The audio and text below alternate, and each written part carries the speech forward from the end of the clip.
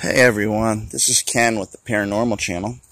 Today we're going to be trying something a little bit different. Every time we produce a blog, we're going to be visiting sites that are local to us that have some kind of legend or myths in the paranormal realm.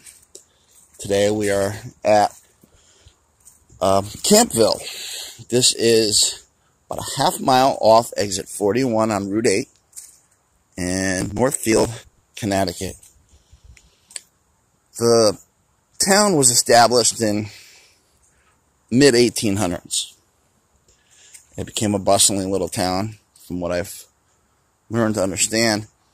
And along the lines, it grew to a square, well, I'm not sure about the square mileage, but 1,800 acres was used for this town.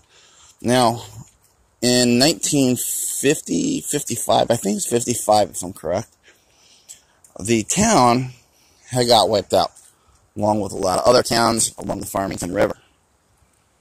This was due to two storms that had come through, a hurricane and a tropical storm that were pretty much back to back. And the river that's just over this hill, I would show you, but it's very wet out today.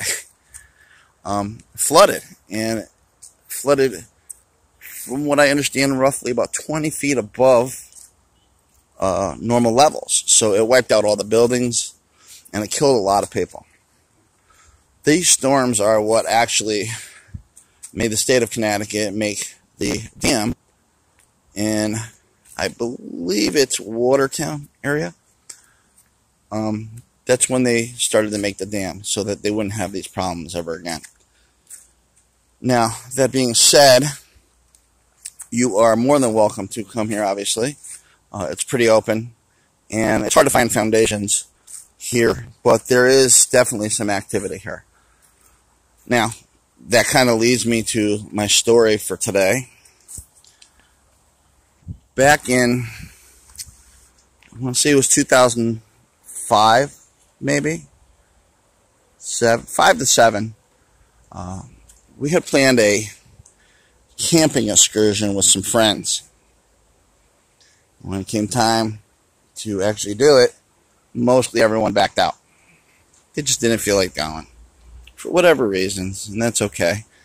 So we decided, the two of us, myself and Christina, decided, you know what, let's take our gear, let's drive somewhere and just find somewhere to camp. Now, we'd never been here before. Didn't know anything about history of the location. Actually, we really didn't even know it had been a town at one point. We figured it was just like kind of a state forest, which is what it is now. So we drove up Route 8 and saw a sign that said Campville. We're thinking, oh, what a better place to camp than a place called Campville. Pulled over, unloaded our gear. We walked down this very road right here. And we walked probably about a mile, maybe not quite. And then we saw a path that went off into the woods. So we decided to take that path. And we walked another, I don't know, maybe 10 minutes. We came to a very nice clearing. It was daytime still at this point. And you know, it was a very beautiful, flat clearing, open sky. It was beautiful. But we were both kind of drawn to that darker side of things. And we looked off to the right, and there was this area that was near the river. And all the trees were dead, and it just looked creepy. So, of course, we decided we're going to go camp over there. So, right from the get-go, things got a little bit weird. You know, I mean, to run into a rattlesnake out here is not very common. It's possible, but not very common. I ran into a rattlesnake right off the bat. We started trying to make a little fire so that we can cook and stay warm. And nothing. I mean, it hadn't rained in days. But no matter what I took, no matter what I got, the fire just wouldn't start. We'd smoke a little bit, get a little bit warm, but it never really turned into a flame. We set up our tent, and behind the tent was a tree that was completely dead, to the point like you could just touch it with your fingers and it would fall apart. And that's actually what we were using for the wood, and it just wouldn't start, which is really strange. Behind that was a hill. So we put our tent up, and we had some fun doing, just a little bit of hiking, checking things out. We were there about 2 hours, and I don't know if anyone's ever seen the movie Blair Witch, but in the movie Blair Witch, they hear this knocking sound in the woods, and they don't know what it is. And we hear this knocking sound, which is really funny. So when we make a joke, we're like, we'll hear that later on tonight, we're out of here. Referring to the movie Blair Witch.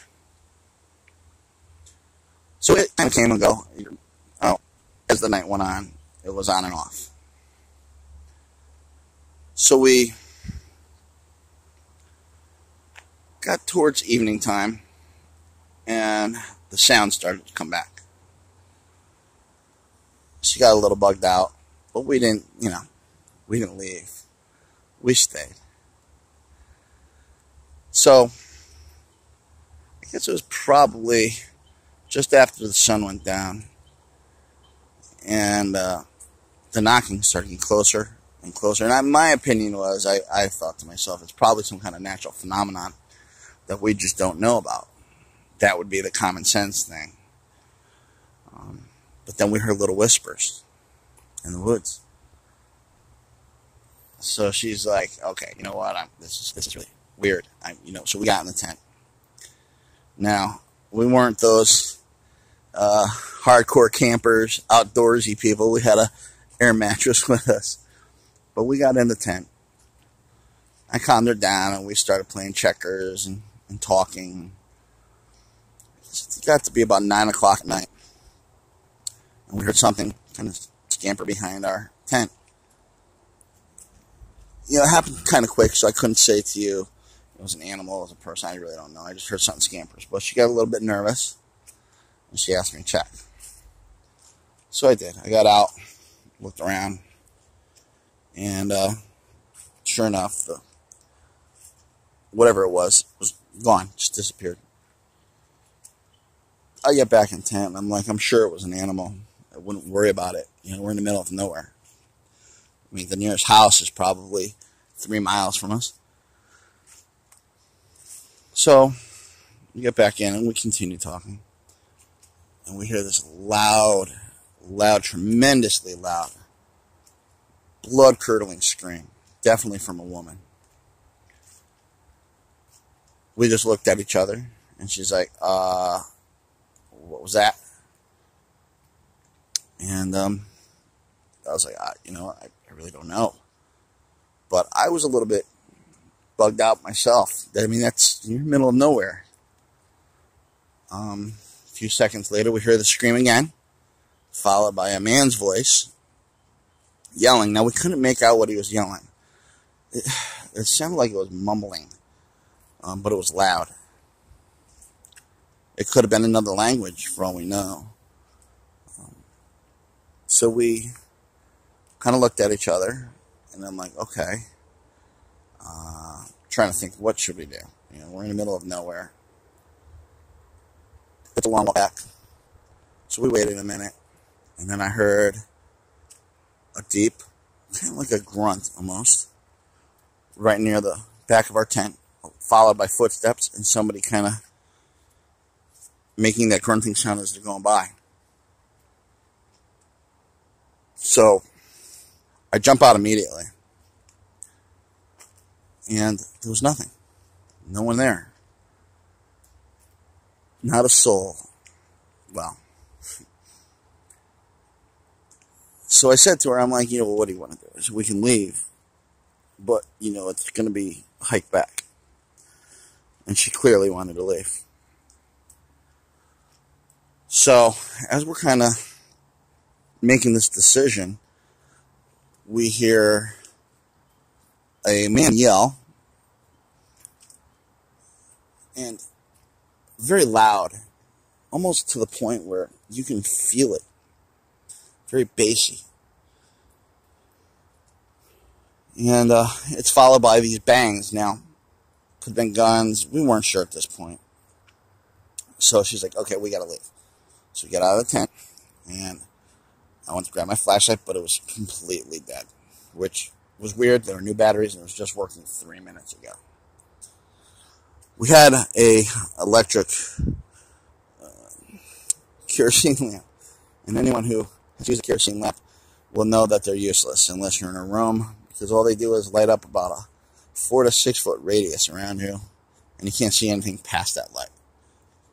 So we start walking, and I grab my knife, and we start going, and I just like, you know what, this thing's useless. I dropped it, and we could hear someone moving through the woods along with us.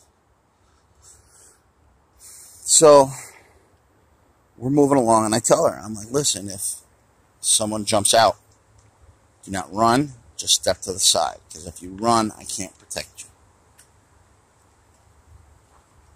No, thankfully no one jumped out at us, but we got down to this road finally, and we started walking down, and we heard all kinds of weird noises. It could have been some of it our mind playing tricks on us. Don't really know.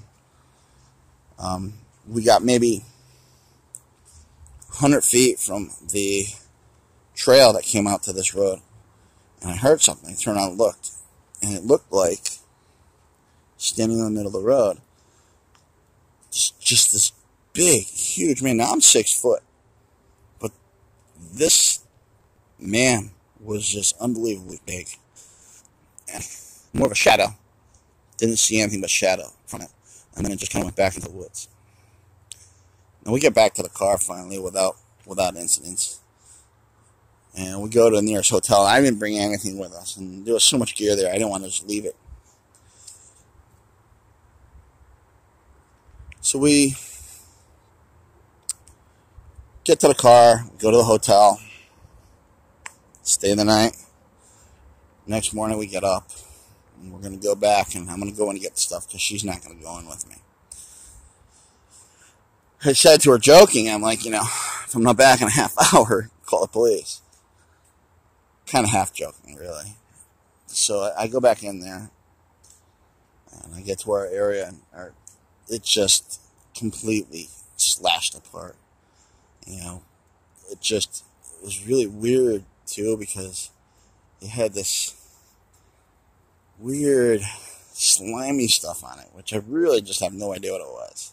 I went right to the river, washed my hands off as soon as I touched it. So I'm packing up everything I can. The tent, the mattress were complete waste. They were destroyed.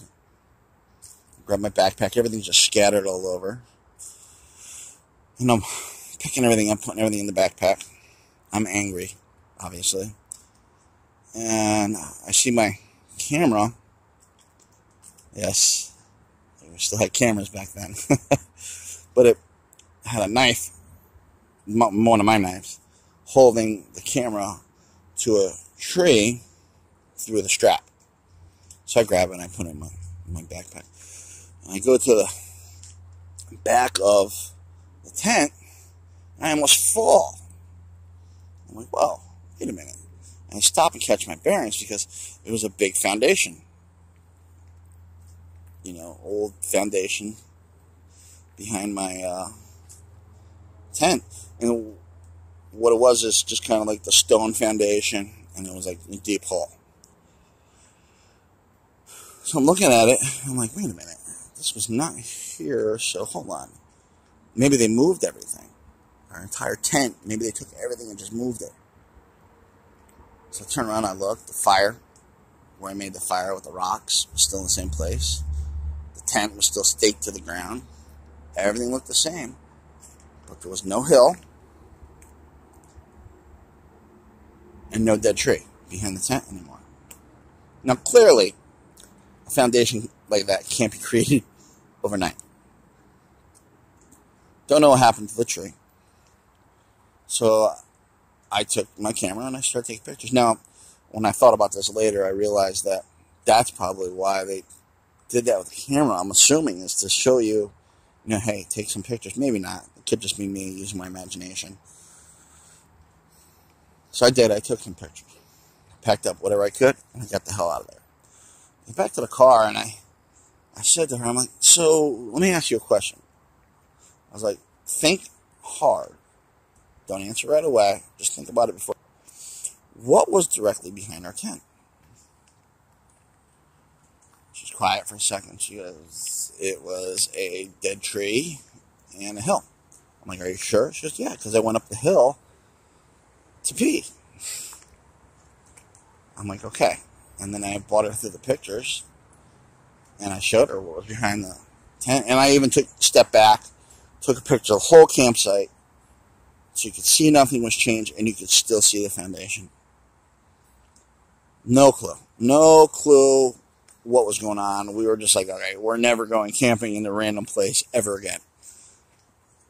We go. We leave. Now, we're going to fast forward about 10 years. I move up this way, and I take my grandmother. Now, my grandmother has lived in this area for many years.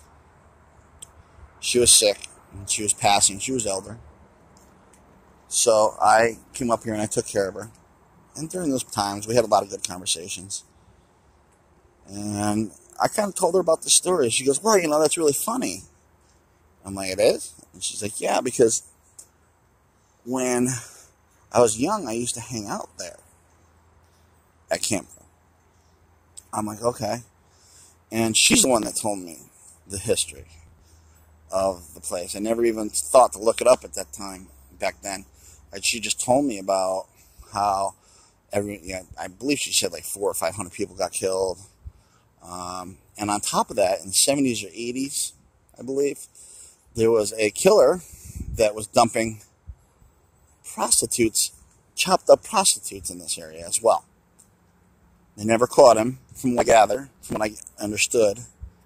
Now, how accurate all that is, I'm not 100% sure.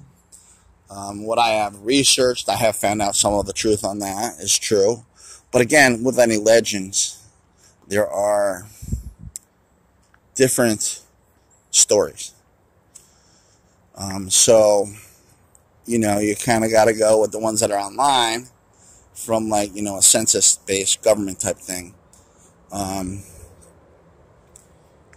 But it was crazy that we had experienced all these things and never even knew there had been a town there at one time when we were there. But we saw the foundation, woman screaming. These things all kind of are associated with the stories that are behind this area. So, if you ever have an opportunity and you're into these things, which I would assume you are if you're listening to the podcast, come up and check this place out. It's a really nice hike as well. It's beautiful. It's quiet, except for that occasional truck you could hear on the highway. But I think you would enjoy it. And I believe you should walk out of here with some experiences. We have come up here since and definitely did some investigating of our own. We have definitely caught some stuff up here. We haven't caught any pictures up here, but we've gotten a lot of EVPs. On that note, I would just like to say thank you very much, and hopefully you guys enjoy this and subscribe. Have a great day. Bye.